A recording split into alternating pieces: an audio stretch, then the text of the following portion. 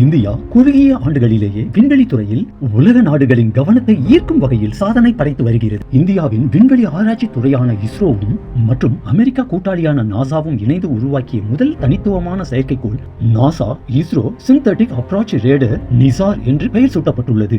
நிசார் விண்வெளியில் உள்ள மற்ற நாட்டு விண்கலங்களை விட சக்தி வாய்ந்த புவி கண்காணிப்பு செயற்கைக்கோள்.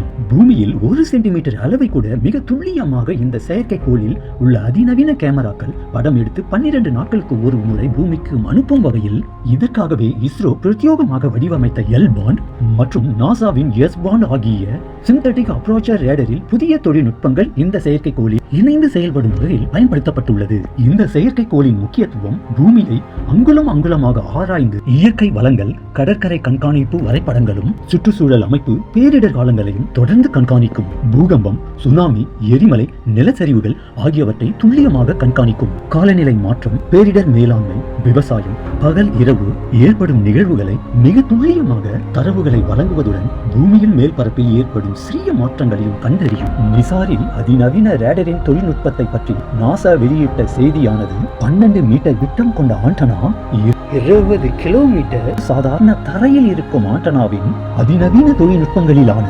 உருவாக்கம் தெளிவு திறனுடன் ஒப்பாக இருக்கும். தரையில் நிலையான பெரிய தட்டு ரேடர்கள் போல் விண்வெளியில் நிலைநிறுத்த முடியாது.